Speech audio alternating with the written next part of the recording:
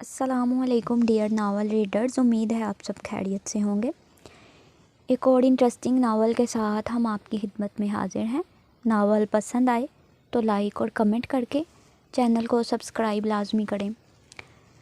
کمرے میں موت جیسی خاموشی چھائی ہوئی تھی، حالانکہ یہ ایک نئی نویلی دلہن کا کمرہ تھا جسے سرخ گلابوں اور موتیے کے پھولوں سے نہایت نفاست سے سجایا گیا تھا۔ گلابوں کی خوشبو اتنی تیز تھی کہ زرلش کو اپنا دم گھٹتا ہوا محسوس ہو رہا تھا۔ وہ کمرے کے وسط میں رکھے ہوئے بڑے سے بیڈ کے بالکل کنارے پر بیٹھی تھی۔ اس کا وجود کانپ رہا تھا اور ہاتھوں کی ہتھیلیاں پسینے سے نم تھیں۔ زرلش نے گہرا سرخ عروسی جوڑا پہن رکھا تھا جو اس کے نازک وجود پر بہت بھاری محسوس ہو رہا تھا۔ سونے کے زیورات کا بوجھ اس کی گردن اور بازوؤں کو تھکا رہا تھا، لیکن اس وقت جسمانی تھکن سے زیادہ ذہنی خوف اس پر طاری تھا۔ اس نے سر جھکا رکھا تھا اور اس کی نظریں اپنے مہندی لگے ہاتھوں پر جمی ہوئی تھیں جو اس نے خوف کے مارے آپس میں بھینچ رکھے تھے۔ گھڑی کی ٹک ٹک اس سناٹے میں ہتھوڑے کی طرح اس کے دماغ پر لگ رہی تھی۔ یا اللہ، یہ سب کیا ہو گیا؟ اس کے دل سے ایک بے آواز چیخ نکلی۔ ابھی کل تک وہ اپنی زندگی میں مگن تھی، اپنی پڑھائی، اپنی سہیلیاں اور اپنے خواب، اور آج وہ اس کمرے میں قید تھی، ایک ایسے انسان کے انتظار میں جس کا نام سن کر ہی گھر کے بچے ڈر جایا کرتے تھے۔ رجب اس کا تایا زاد کزن تھا۔ وہ خاندان کا وہ فرد تھا جس کی بات کوئی نہیں ٹالتا تھا، جس کی آنکھوں میں ہمیشہ ایک عجیب سی وحشت اور سرد مہری رہتی تھی۔ اور آج وہی رجب اس کا شوہر بن چکا تھا۔ اچانک دروازے کے ہینڈل کے گھومنے کی آواز آئی۔ زرلش کا دل جیسے پسلیاں توڑ کر باہر آنے کے لیے تیار ہو گیا۔ اس نے اپنی آنکھیں سختی سے بند کر لیں اور خود کو مزید سکیڑ لیا۔ دروازہ کھلنے کی ہلکی سی چڑچڑاہٹ ہوئی اور پھر بھاری قدموں کی آواز کمرے کے قالین پر ابھری۔ قدموں کی آواز بہت نپی تلی اور بھاری تھی۔ وہ جانتی تھی کہ یہ کون ہے۔ کمرے کی فضا میں ایک الگ طرح کا دباؤ بڑھ گیا تھا۔ رجب کمرے میں داخل ہو چکا تھا۔ اس نے دروازہ بند کیا اور کنڈی لگانے کی آواز آئی۔ زرلش کا سانس حلق میں اٹک گیا۔ وہ وہیں بیٹھی رہی جیسے بت ہو۔ وہ چاہتی تھی کہ زمین پھٹے اور وہ اس میں سما جائے، بس اس شخص کا سامنا نہ کرنا پڑے۔ رجب کچھ دیر دروازے کے پاس کھڑا اسے دیکھتا رہا۔ اس کی نظریں زرلش کے جھکے ہوئے سر، اس کے لڑزتے ہوئے وجود اور سمٹے ہوئے انداز کا جائزہ لے رہی تھیں۔ پھر وہ آہستہ آہستہ چلتا ہوا بیڈ کی طرف آیا۔ زرلش کی نظریں قالین پر ٹکے اس کے سیاہ جوتوں پر پڑیں جو اب اس کے بالکل قریب آ چکے تھے۔ رجب نے کچھ کہے بغیر اپنا کوٹ اتارا اور سائیڈ پر رکھا۔ اس کی خاموشی زرلش کے لیے کسی عذاب سے کم نہیں تھی۔ رجب اس کے پیچھے آ کر کھڑا ہو گیا۔ زرلش کو اپنے پیچھے اس کی موجودگی کی تپش محسوس ہو رہی تھی۔ اس کا دل اتنی زور سے دھڑک رہا تھا کہ اسے لگ رہا تھا رجب کو اس کی آواز سنائی نہیں دے رہی ہوگی۔ اچانک زرلش کو اپنی کمر پر ایک کھنچاؤ محسوس ہوا۔ رجب نے جھک کر اس کے بلاؤز کی روڑی کو اپنی انگلی میں لپیٹا اور ایک جھٹکے سے اسے کھینچ دیا۔ زرلش کے منہ سے بے اختیار سسکی نکلی اور وہ تڑپ کر تھوڑا آگے کو ہوئی۔ اس نے گھبرا کر مڑ کر پیچھے دیکھا۔ رجب بالکل اس کے قریب کھڑا تھا۔ اس کا چہرہ سپاٹ تھا مگر آنکھوں میں ایک عجیب سی جنونیت تھی۔ رجب بھائی، زرلش کی زبان لڑکھڑائی اور بے اختیار اس کے منہ سے وہی لفظ نکلا جو وہ بچپن سے بولتی آ رہی تھی۔ اس نے اپنے دونوں ہاتھوں سے اپنے سینے کو ڈھانپ لیا اور خوفزدہ نظروں سے اسے دیکھا۔ پلیز ایسا مت کریں۔ رجب کے چہرے پر ایک طنزیہ مسکراہٹ ابھری۔ وہ آہستہ سے بیڈ پر اس کے بالکل قریب بیٹھ گیا۔ زرلش پیچھے ہٹنے کی کوشش کرنے لگی مگر پیچھے بیڈ کا ہیڈ بورڈ تھا۔ وہ بری طرح پھنس چکی تھی۔ رجب نے اپنا ہاتھ بڑھایا اور زرلش کے چہرے پر لٹکتی ہوئی ایک لٹ کو انگلی سے پیچھے کیا۔ اس کے ہاتھ سرد تھے، اتنے سرد کہ زرلش کو جھڑجھڑی آ گئی۔ بھائی، رجب نے اس کے لفظ کو دہرایا۔ اس کی آواز بھاری اور رعبدار تھی۔ اب میں تمہارا شوہر ہوں زرلش، اور شوہروں کو بھائی نہیں کہا جاتا۔ زرلش کی آنکھوں میں آنسو تیرنے لگے۔ مجھے ڈر لگ رہا ہے، پلیز اب دور رہیں۔ رجب نے اس کی بات کو مکمل نظر انداز کر دیا۔ اس کی نظریں زرلش کے خوف زدہ چہرے پر جمی ہوئی تھیں۔ اچانک اس نے ایک ایسی بات کہی جس نے زرلش کے وجود کو منجمد کر دیا تھا۔ میرا بیٹا زارون وہ دوسرے کمرے میں رو رہا ہے، رجب نے سنجیدگی سے کہا، جیسے یہ دنیا کی سب سے عام بات ہو۔ زرلش نے حیرت سے اسے دیکھا۔ اسے معلوم تھا کہ رجب کی پہلی بیوی کا انتقال ہو چکا ہے اور اس کا ایک چھوٹا بیٹا زارون ہے، لیکن اس وقت اس کا ذکر تو میں کیا کروں؟ زرلش نے کانپتی آواز میں پوچھا۔ رجب اس کے مزید قریب ہو گیا، اتنا قریب کہ اس کی سانسیں زرلش کے چہرے سے ٹکرا رہی تھیں۔ اس نے زرلش کے کندھے پر ہاتھ رکھا اور دباؤ ڈالتے ہوئے بولا، اسے بھوک لگی ہے، میرے بیٹے زارون کو دودھ پلاؤ۔ زرلش کی آنکھیں پھٹ گئیں۔ اسے لگا شاید اس نے غلط سنا ہے۔ یہ کیسا مطالبہ تھا؟ وہ بھی بیاہ کر آئی تھی۔ وہ تو خود ایک بچی تھی جس نے ابھی تک ازدواجی زندگی کی دہلیز بھی پار نہیں کی تھی۔ اس کا ذہن چکرا گیا۔ کیا؟ اس کے منہ سے بمشکل نکلا، آپ یہ کیا کہہ رہے ہیں؟ میں نے کہا زارون کو بھوک لگی ہے، اسے دودھ کی ضرورت ہے۔ رجب نے اسی اسپاٹ لہجے میں دہرایا جیسے وہ کسی دکان سے سودا منگوا رہا ہو۔ اس کی انگلیوں کی گرفت زرلش کے بازو پر سخت ہوتی جا رہی تھی۔ زرلش کا خوف اب وحشت میں بدل رہا تھا۔ اس نے نفی میں سر ہلایا۔ رجب، یہ ناممکن ہے، میں تو ابھی کنواری ہوں، میں یہ کیسے کر سکتی ہوں؟ میرے پاس دودھ کیسے ہو سکتا ہے؟ خدا کے لیے ہوش میں آئے۔ وہ رو پڑی۔ یہ سب کچھ بہت عجیب، بہت ڈراؤنا اور بہت غیر فطری تھا۔ رجب کی آنکھوں میں وہ جنونیت مزید گہری ہو گئی۔ اس نے زرلش کی کلائی کو مضبوطی سے تھام لیا۔ اس کے چہرے پر ایک عجیب سا سکون آ گیا تھا جو غصے سے زیادہ خطرناک لگ رہا تھا۔ کنواری ہو؟ اس نے سرگوشی کے انداز میں کہا، لیکن اس سرگوشی میں طوفان چھپا تھا۔ مسئلہ صرف اتنا ہے کہ تم کنواری ہو۔ زرلش نے اپنے آپ کو چھڑانے کی کوشش کی، لیکن رجب کی گرفت لوہے کی طرح مضبوط تھی۔ چھوڑے مجھے، آپ پاگل ہو گئے ہیں؟ رجب نے اسے چھوڑنے کی بجائے اسے کندھوں سے پکڑ کر بیڈ پر پیچھے کی طرف دھکیلا۔ زرلش بے بسی سے پیچھے گری۔ اس سے پہلے کہ وہ اٹھ پاتی، رجب اس کے اوپر جھک چکا تھا۔ اس کے دونوں ہاتھ زرلش کے سر کی دونوں جانب بیڈ پر جمے ہوئے تھے، جس نے اسے مکمل طور پر اپنے حصار میں لے رکھا تھا۔ زرلش کا دل بند ہونے کے قریب تھا۔ اس نے رجب کی آنکھوں میں دیکھا، جہاں اب کوئی رحم نہیں تھا، صرف ایک اٹل فیصلہ تھا۔ رجب نے اپنا چہرہ اس کے چہرے کے بالکل قریب کیا اور اس کی آنکھوں میں آنکھیں ڈال کر ایک ایک لفظ چبا کر بولا، کوئی مسئلہ نہیں زرلش، اگر تم کنواری ہو تو میں بھی تمہیں سہاگن کر دیتا ہوں۔ اس کے ساتھ ہی کمرے کی فضا مزید بوجھل ہو گئی اور زرلش کی آنکھوں میں خوف کے سائے گہرے ہو گئے۔ رجب کا جھکاؤ اور اس کے ارادے اب بالکل واضح تھے۔ وقت کی سوئی تھوڑا پیچھے گھومتی ہے۔ یہ 2 ہفتے پہلے کی ایک روشن دوپہر تھی، مگر زرلش کے گھر کی فضا میں ایک عجیب سی اداسی اور حبس تھا۔ یہ وہ گھر تھا جہاں ہمیشہ کہے گونجتے تھے، جہاں زرلش کی شرارتیں اور اس کے والدین کی شفقت در و دیوار سے جھلکتی تھی۔ مگر آج ڈرائنگ روم میں چھائی ہوئی خاموشی چیخ چیخ کر کسی ہونے والے سانحے کا پتہ دے رہی تھی۔ زرلش یونیورسٹی سے واپس آئی تو اسے گھر کا ماحول بدلا بدلا سا لگا۔ عام طور پر اس کی آمد پر اس کی امی بیگم سلمہ مسکراتے ہوئے کچن سے نکلتی اور اسے پانی دیتی، مگر آج گھر کا مرکزی دروازہ کھلا تھا اور اندر سے دبی دبی سسکیوں کی آوازیں آ رہی تھیں۔ زرلش نے پریشانی سے اپنا بیگ صوفے پر پٹکا اور ڈرائنگ روم کی طرف بڑھی۔ دروازہ نیم وا تھا اور جو منظر اس نے دیکھا اس نے اس کے قدم وہیں منجمد کر دیے۔ سامنے صوفے پر اس کے تایا جان سیٹھ غفار اور تائی جان بیٹھی تھیں۔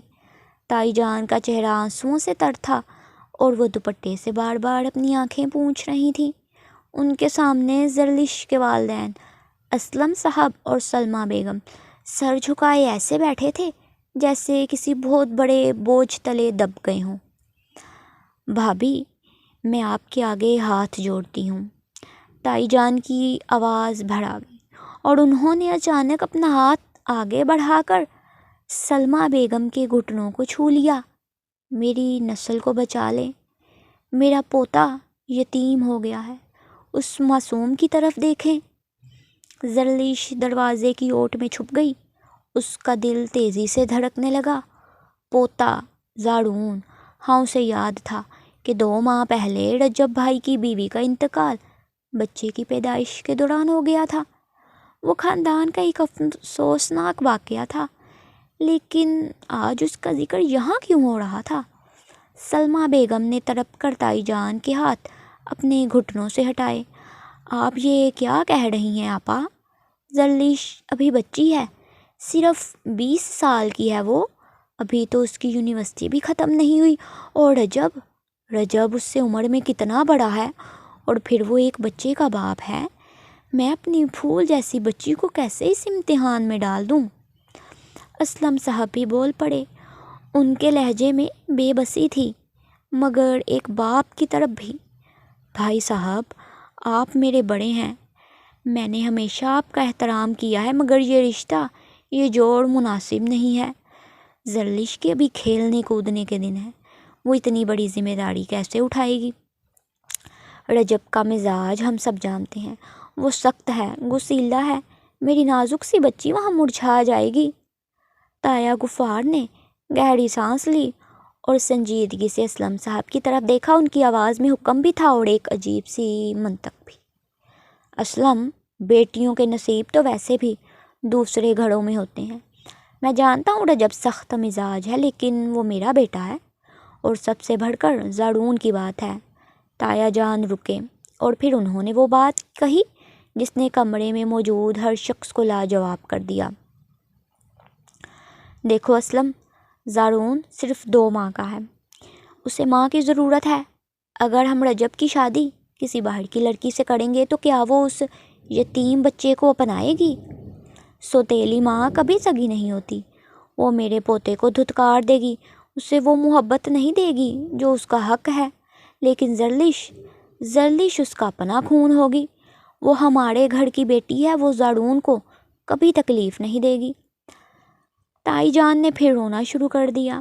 خاندان ایک ہی تو ہوتا ہے بھابھی، غیر عورت گھر میں آ گئی تو ہمارا گھر ٹوٹ جائے گا۔ زرلش میری آنکھوں کے سامنے پلی بڑھی ہے، میں جانتی ہوں اس کا دل بہت نرم ہے، وہ زارون کو ماں بن کر پال لے گی۔ میں آپ سے بھیک مانگتی ہوں، میرے گھر کا چراغ بجھنے سے بچا لیں۔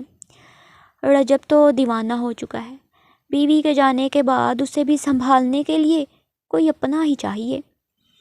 دروازے کی اوٹ میں کھڑی زرلش کو لگا جیسے کسی نے اس کے سر پر بھاری پتھر مارا ہو۔ اس کے پیروں تلے سے زمین نکل گئی۔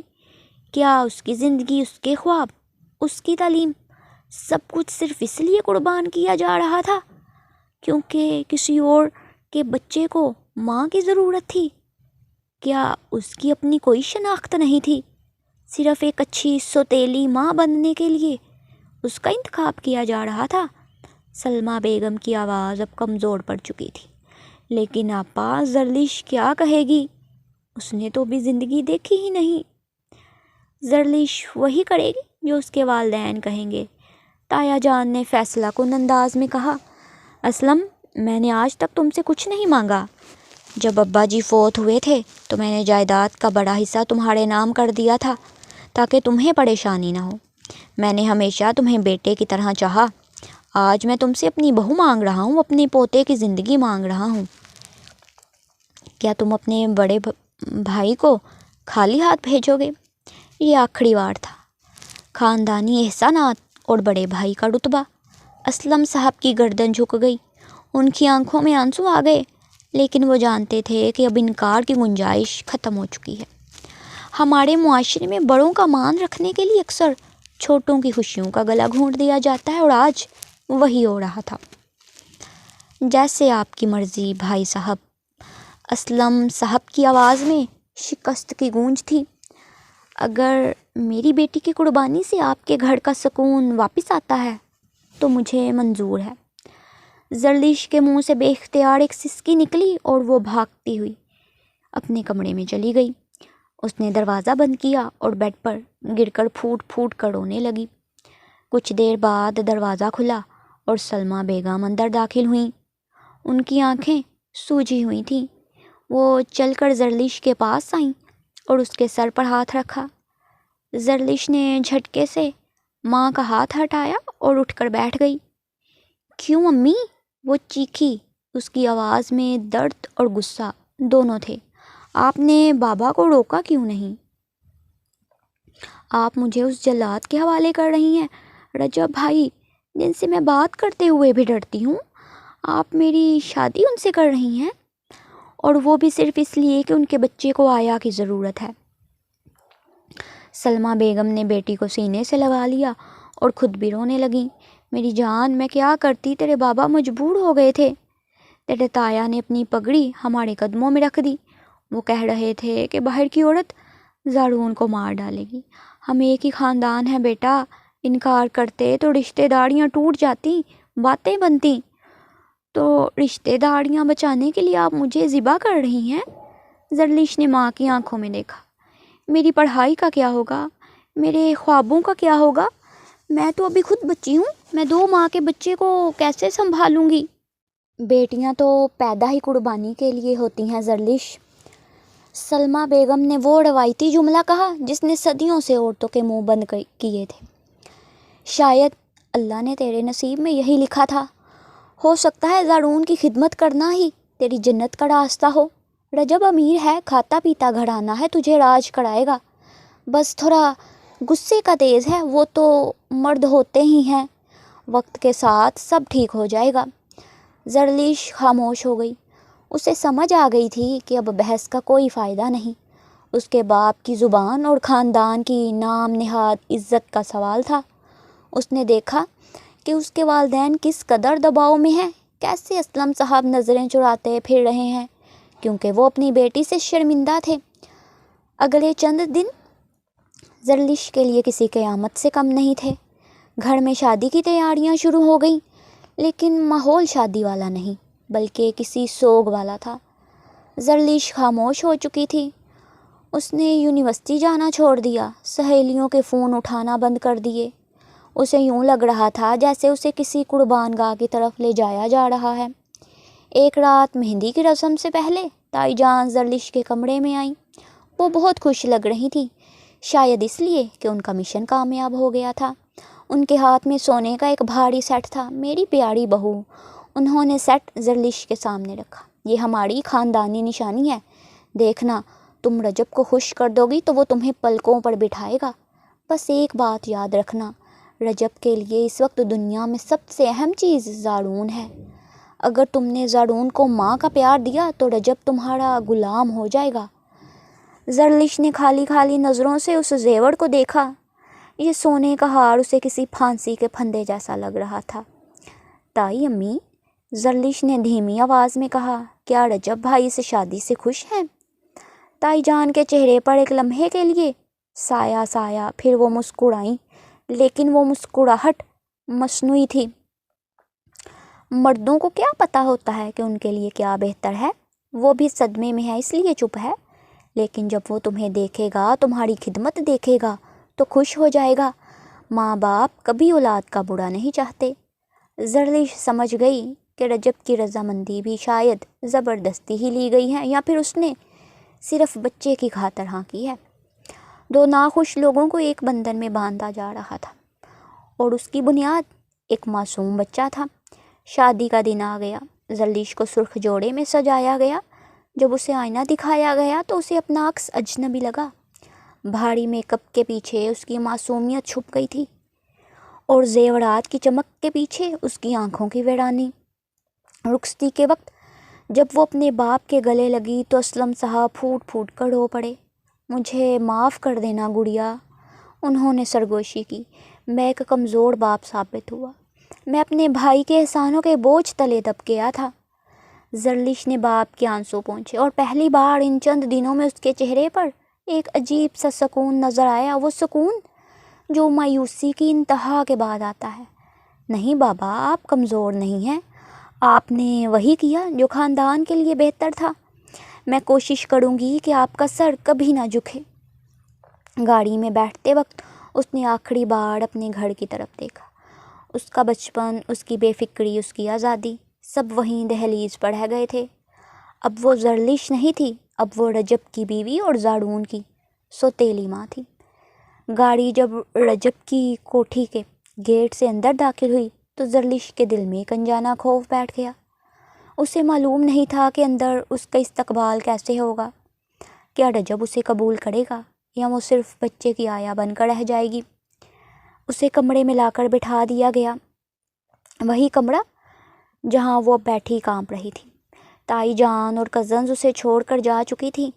باہر مہمانوں کا شور آہستہ آہستہ کم ہو رہا تھا، اور پھر اس کی آنکھوں کے سامنے وہی رجب کھڑا تھا، وہی رجب جس کے بارے میں کہا گیا تھا کہ اسے پلکوں پر بٹھائے گا، کہ اگر وہ زاڑون کا خیال رکھے گی۔ لیکن ابھی تو شادی کی پہلی رات تھی، اور رجب کا مطالبہ بیوی والا نہیں بلکہ ایک ماں والا تھا۔ وہ زاڑون کو ماں کا پیار دینے کے لیے لائی گئی تھی، لیکن رجب کے لہجے اور اس کی آنکھوں کی وحشت نے زرلش کو بتا دیا تھا کہ یہ راستہ کانٹوں سے بھرا ہے۔ وہ جو سوچ کر آئی تھی کہ شاید وہ آہستہ آہستہ اس گھر میں اپنی جگہ بنا لے گی، وہ امید دم توڑتی محسوس ہو رہی تھی۔ رجب اب بھی اس کے اوپر جھکا ہوا تھا، اور اس کی بات زرلش کے کانوں میں گونج رہی تھی۔ اگر تم کنواری ہو تو میں بھی تمہیں سہاگن کر دیتا ہوں۔ ماضی کی مجبوری نے اسے اس بیڈ تک پہنچایا تھا، اور بحال کی بے بسی اسے رجب کے رحم و کرم پر چھوڑ رہی تھی۔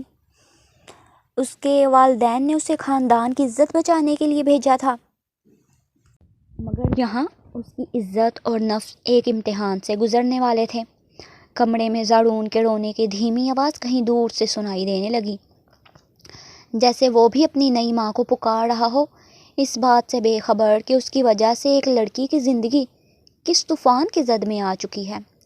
شادی کی وہ ہنگامہ خیز رات گزر چکی تھی، لیکن اپنے پیچھے ایک ایسا سناٹا چھوڑ گئی تھی جس نے زرلش کے وجود کو اپنی لپیٹ میں لے لیا تھا۔ سورج اپنی پوری آب و تاب کے ساتھ نکل چکا تھا، گھر میں زندگی کی چہل پہل شروع ہو گئی تھی، لیکن زرلش کے اندر کا موسم منجمد ہو چکا تھا۔ اگلی صبح جب رجب کی آنکھ کھلی تو اس نے دیکھا کہ زرلش بیڈ کے کونے میں سمٹے ہوئے بیٹھی ہے، اور اس کی گود میں ننھا زاڑون ہے۔ زاڑون جاگ رہا تھا اور ہاتھ پاؤں مار رہا تھا، جبکہ زرلش خلا میں گھور رہی تھی۔ رجب نے کچھ کہنا چاہا، مگر زرلش کے چہرے پر پھیلی ہوئی اجنبیت دیکھ کر وہ خاموش رہا اور تیار ہو کر اپنے دفتر چلا گیا۔ دن گزرنے لگے، ایک دن، 2 دن، پھر ایک ہفتہ۔ گھر والوں کو لگ رہا تھا کہ زرلش زاڑون کی محبت میں اس قدر گرفتار ہے کہ اسے کمرے سے نکلنے کی فرصت نہیں۔ تائی جان بہت خوش تھیں کہ ان کی تدبیر کارگر ثابت ہوئی، اور زرلش نے آتے ہی بچے کو سینے سے لگا لیا ہے۔ لیکن حقیقت کچھ اور تھی، جسے صرف زرلش کا دل جانتا تھا، یا پھر اب آہستہ آہستہ رجب محسوس کرنے لگا تھا۔ زرلش نے زاڑون کو اپنی ڈھال بنا لیا تھا۔ وہ سارا دن اور رات کا بیشتر حصہ زاڑون کو گود میں لیے بیٹھی رہتی، اسے فیڈر پلاتی، اس کے کپڑے بدلتی، اسے جھولا جھلاتی اور اسے بہلاتی رہتی۔ یہ ممتا سے زیادہ ایک فرار تھا۔ جب تک زاڑون اس کی گود میں ہوتا، اسے لگتا تھا کہ وہ محفوظ ہے، اسے لگتا تھا کہ رجب اس کے قریب نہیں آئے گا، وہ اسے چھو نہیں سکے گا، کیونکہ درمیان میں وہ معصوم جان موجود ہے۔ زرلش جو کبھی تتلی کی طرح پورے گھر میں اڑتی پھرتی تھی، جس کی ہنسی کی آواز سے گھر کا آنگن گونجتا تھا، اب ایک زندہ لاش بن چکی تھی۔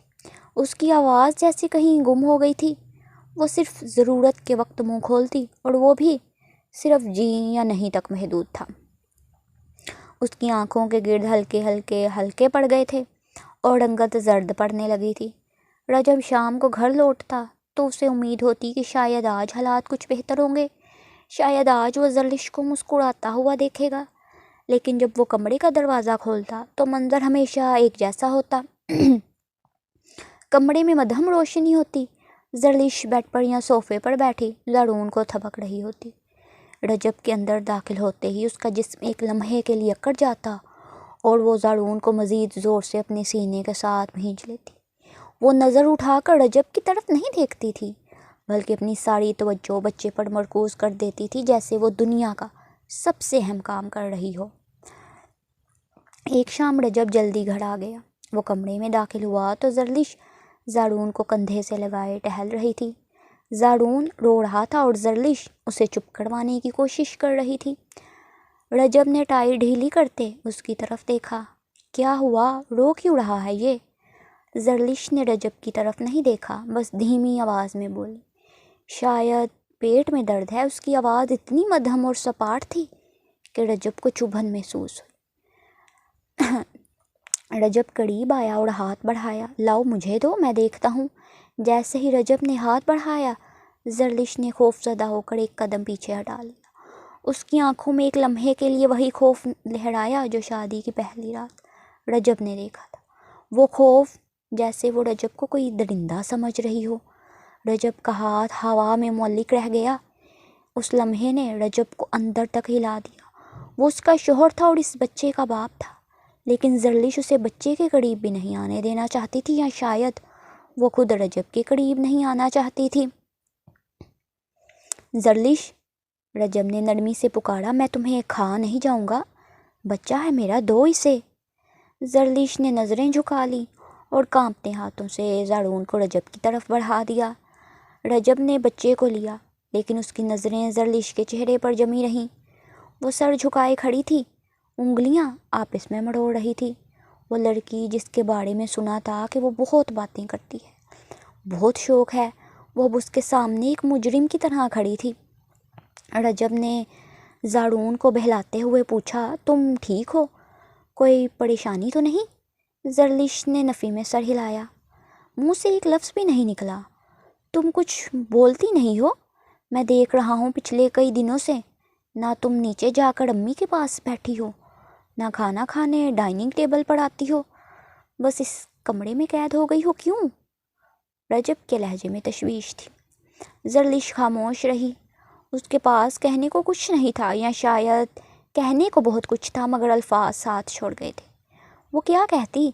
کہ اسے رجب سے ڈر لگتا ہے، کہ اس نے اس کی معصومیت اور اعتماد کو پہلے ہی رات کو چل دیا تھا، کہ اب وہ اس کمرے کو اپنا گھر نہیں بلکہ قید خانہ سمجھتی ہے۔ اس کی خاموشی رجب کو کاٹ رہی تھی۔ اس نے بچے کو واپس بیڈ پر لٹایا اور زرلش کے قریب کیا۔ میری طرف دیکھو زرلش، رجب نے کہا۔ زرلش نے بمشکل نظریں اٹھائیں۔ اس کی بڑی بڑی آنکھوں میں ورانی تھی۔ وہاں کوئی شکایت نہیں تھی، کوئی غصہ نہیں تھا، بس ایک خالی پن تھا جو غصے سے زیادہ تکلیف دہ تھا۔ میں تھک گئی ہوں، سونا ہے، اس نے بہت مشکل سے کہا اور جا کر زارون کے ساتھ لیٹ گئی، اپنی پیٹھ رجب کی طرف کر لی۔ رجب کتنی ہی دیر اسے دیکھتا رہا۔ اسے پہلی بار احساس ہوا کہ اس نے جیت کر بھی کچھ ہار دیا ہے۔ اس نے زارون کے لیے ماں تو حاصل کر لی تھی، لیکن شاید اس عمل میں اس نے زرلش کو کھو دیا تھا۔ اگلے دن رجب ناشتے کی میز پر اپنی ماں کے ساتھ بیٹھا تھا۔ وہ بے چینی سے چمچ ہلا رہا تھا۔ امی، زرلش کیسی ہے؟ اس نے اچانک پوچھا۔ تائی جان نے چائے کا کپ رکھتے ہوئے مسکرا کر کہا، بہت اچھی ہے بیٹا، ماشاءاللہ، زارون کا بہت خیال رکھتی ہے، مجھے تو فکر ہی نہیں ہوتی، اب سارا دن اسے نہلانا کھلانا سلانا، بس اسی میں مگن رہتی ہے۔ میں تو کہتی ہوں نظر نہ لگے میری بہو کو۔ رجب نے ماں کی خوش فہمی کو دیکھا۔ لیکن امی، وہ خوش نہیں لگتی، وہ ہنستی نہیں ہے، میں نے سنا تھا وہ بہت زندہ دل لڑکی ہے، لیکن یہاں تو وہ بس ایک سایہ بنی پھرتی ہے۔ آپ نے اس سے بات کی؟ تائی جان سنجیدہ ہو گئیں۔ ہاں، میں نے بھی نوٹ کیا ہے کہ ذرا چپ چاپ رہتی ہے۔ نئی نویلی دلہن ہے، گھر بار چھوٹا ہے، ماں باپ کی یاد آتی ہوگی، اور پھر اتنی بڑی ذمہ داری آ گئی ہے سر پر۔ زارون کو سنبھالنا کوئی آسان کام تو نہیں ہے، وہ تھک جاتی ہوگی۔ تم زیادہ مت سوچو، وقت کے ساتھ ساتھ کھل جائے گی۔ رجب مطمئن نہیں ہوا۔ نہیں امی، یہ صرف تھکاوٹ نہیں ہے، وہ مجھ سے کترا رہی ہے۔ وہ کمرے سے باہر اس لیے نہیں نکلتی تاکہ اسے میرا سامنا نہ کرنا پڑے۔ جب میں گھر میں ہوتا ہوں تو وہ زارون کو سینے سے لگا کر بیٹھ جاتی ہے، جیسے میں اس سے بچہ چھین لوں گا یا اسے کوئی نقصان پہنچا دوں گا۔ تائی جان نے غور سے بیٹے کو دیکھا۔ تم نے کچھ کہا تھا اسے؟ رجب دیکھو، وہ پھول جیسی بچی ہے، ابھی تو اس کی کھیلنے کی عمر تھی۔ ہم نے اسے بہت بڑی ذمہ داری سونپ دی ہے، کہیں تم نے سختی تو نہیں کی؟ ماں کے اس سوال نے رجب کو آئینہ اسے وہ پہلی رات یاد آئی۔ زرلش کا کانپتا ہوا وجود، اس کی التجا کہ میں کنواری ہوں، مجھے ڈر لگ رہا ہے، اور رجب کا وہ بے رحم جملہ کہ میں ابھی تمہیں سہاگن کر دیتا ہوں۔ اس نے اس کی ایک نہیں سنی تھی، اس نے اسے کوئی موقع نہیں دیا، کوئی ذہنی تیاری کا موقع نہیں دیا، اسے سمجھنے کی کوشش نہیں کی۔ اس نے صرف اپنی ضروریات اور اپنی ضد پوری کی تھی۔ رجب نے سر جھکا لیا۔ چائے ٹھنڈی ہو رہی تھی۔ شاید مجھ سے غلطی ہوئی ہے امی، میں نے جلد بازی کی۔ مجھے لگا کہ نکاح ہو گیا ہے تو سب ٹھیک ہے، وہ میری بیوی ہے تو سب نارمل ہے، لیکن میں بھول گیا کہ وہ ایک 20 سال کی لڑکی ہے جسے زبردستی اس رشتے میں باندھا گیا ہے۔ تائی جان نے بیٹے کے ہاتھ پر ہاتھ رکھا۔ اب پچھتانے سے کچھ نہیں ہوگا بیٹا، اب اسے سنبھالو، اسے وقت دو، وہ ڈری ہوئی ہرنی کی طرح ہے۔ اگر تم اس کے پیچھے بھاگو گے تو وہ اور دور بھاگے گی۔ اسے یقین دلاؤ کہ تم اس کے محافظ ہو، حاکم نہیں۔ رجب اس دن سارا وقت آفس میں کام پر توجہ نہ دے سکا۔ اس کی آنکھوں کے سامنے بار بار زرلش کا مرجھایا ہوا چہرہ آتا رہا۔ اسے یاد آیا کہ شادی سے پہلے جب کبھی وہ زرلش کو کسی خاندانی تقریب میں دیکھتا تھا تو وہ سب سے زیادہ نمایاں ہوتی تھی۔ اس کی باتیں، اس کے کہکے، اس کا سجنا سنورنا، اور اب وہ سادہ کپڑوں میں، بکھڑے بالوں کے ساتھ، بنا کسی ہار سنگھار کے ایک کونے میں پڑی رہتی تھی۔ اس نے ایک جیتی جاگتی لڑکی کو خاموشی کے مجسمے میں بدل دیا تھا۔ شام کو جب وہ گھر واپس آیا تو اس کے ہاتھ میں زرلش کے لیے کچھ پسندیدہ چاکلیٹس اور پھول تھے۔ وہ ایک کوشش کرنا چاہتا تھا، وہ اپنی غلطی کا ازالہ کرنا چاہتا تھا۔ وہ کمرے میں داخل ہوا تو منظر بدلا ہوا نہیں تھا۔ زرلش قالین پر بیٹھی تھی اور زارون کو کھلونوں سے بہلا رہی تھی۔ رجب کے قدموں کی آہٹ پر اس نے چونک کر دیکھا اور فوراً اپنا دوپٹہ درست کیا اور سمٹ گئی۔ اس کے چہرے پر وہی تناؤ واپس آ گیا تھا۔ رجب دروازہ بند کر کے وہیں کھڑا رہا۔ وہ آگے نہیں بڑھا، وہ اسے مزید نہیں ڈرانا چاہتا تھا۔ زرلش، اس نے نرمی سے پکارا۔ زرلش نے نظریں نہیں اٹھائیں۔ جی، یہ تمہارے لیے ہیں۔ رجب نے چاکلیٹس اور پھول بیڈ پر رکھ دیے۔ زرلش نے ان چیزوں کو دیکھا لیکن اس کی آنکھوں میں کوئی چمک نہیں آئی۔ وہ چیزیں اس کے لیے بے معنی تھیں۔ شکریہ، اس نے میکانکی انداز میں کہا۔ رجب نے ایک گہری سانس لی اور وہیں قالین پر زرلش سے تھوڑے فاصلے پر بیٹھ گیا۔ زرلش قدرے پیچھے ہٹ گئی۔ رجب کے دل کو پھر ایک ٹھیس لگی۔ تم مجھ سے ڈرتی کیوں ہو؟ رجب نے سیدھا سوال کیا۔ زرلش خاموش رہی، وہ کھلونے سے زارون کا ہاتھ سہلاتی رہی۔ جواب دو زرلش، رجب نے اصرار کیا۔ کیا میں اتنا برا ہوں؟ آخر کار زرلش نے سر اٹھایا۔ اس کی آنکھیں آنسوؤں سے بھری ہوئی تھیں۔ اس نے پہلی بار رجب کی آنکھوں میں آنکھیں ڈال کر دیکھا۔ آپ برے نہیں ہیں رجب بھائی۔ اس نے وہی پرانا خطاب استعمال کیا جو اب رجب کو برا نہیں لگا۔ آپ بس مجھے سمجھ نہیں پائے۔ آپ نے مجھے صرف ایک ذمہ داری سمجھا۔ آپ کو زارون کے لیے ماں چاہیے تھی، آپ کو مل گئی۔ اب مجھ سے اور کیا چاہتے ہیں؟ میں اپنا کام کر رہی ہوں، میں اسے سنبھال رہی ہوں۔ رجب لاجواب ہو گیا۔ اس لڑکی نے کتنی سادگی سے حقیقت بیان کر دی تھی۔ لیکن تم صرف زارون کی ماں نہیں ہو، میری بیوی بھی ہو۔ رجب نے دلیل دی لیکن وہ کھوکھلی لگ رہی تھی۔ بیوی؟ زرلش کے لہجے میں ہلکی سی تلخی آئی۔ بیوی تو شریک حیات ہوتی ہے، جس کی مرضی شامل ہوتی ہے، جس کے جذبات کی قدر ہوتی ہے۔ میں تو بس ایک سودا ہوں جو دو خاندانوں کے بیچ ہوا ہے۔ اور اس رات وہ رک گئی، اس کی آواز رند گئی۔ اس رات آپ نے مجھے یہ احساس دلا دیا کہ میری حیثیت صرف ایک جسم اور ایک خادمہ کی ہے۔ آنسو اس کے رخسار پر گرنے لگے۔ رجب کو لگا کسی نے اسے تھپڑ مار دیا ہو۔ اس کا سر شرمندگی سے جھک گیا۔ وہ اعتراف کر رہا تھا کہ اس رات اس کا رویہ جانوروں والا تھا۔ اسے لگا تھا کہ نکاح کے بعد یہ اس کا حق ہے، لیکن اس نے حق جتانے میں یہ نہیں سوچا کہ سامنے والی بھی ایک انسان ہے۔ مجھے معاف کر دو، رجب کی آواز بھاری تھی۔ مجھے اندازہ نہیں تھا کہ میں تمہیں اتنا توڑ دوں گا۔ مجھے تمہیں وقت دینا چاہیے تھا، مجھے تمہاری دوستی جیتنی چاہیے تھی۔ پہلے میں زرون کی فکر میں اور اپنی تنہائی میں خود غرض ہو گیا تھا۔ زرلیش نے حیرت سے اسے دیکھا۔ اس نے رجب جیسے سخت مزاج مرد سے معافی کی امید نہیں کی تھی۔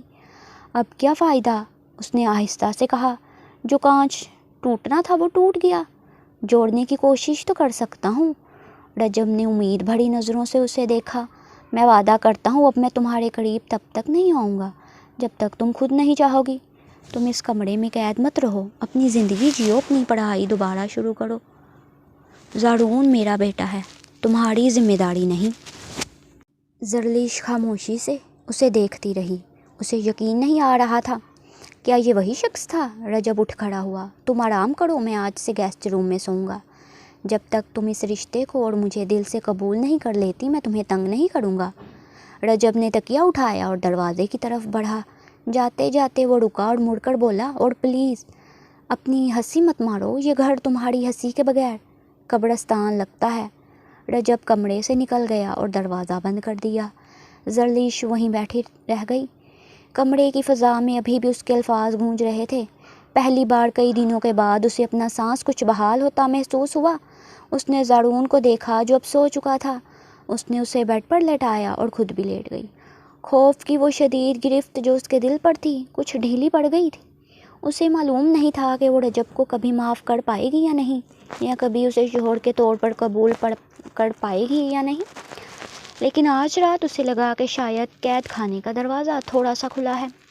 رجب نے اپنی غلطی مان لی تھی اور یہ ایک بہت بڑی شروعات تھی، لیکن زرلیش جانتی تھی کہ ٹوٹے ہوئے اعتماد کو بحال ہونے میں صدیاں لگنی تھیں۔ فی الحال وہ صرف ایک گہری سانس لے سکتی تھی اور امید کر سکتی تھی کہ آنے والی صبح شاید اتنی بوجھل نہ ہو اور وقت کے ساتھ سب ٹھیک ہو جائے۔ ناول پسند آئے تو لائک اور کمنٹ کر کے چینل کو سبسکرائب لازمی کریں۔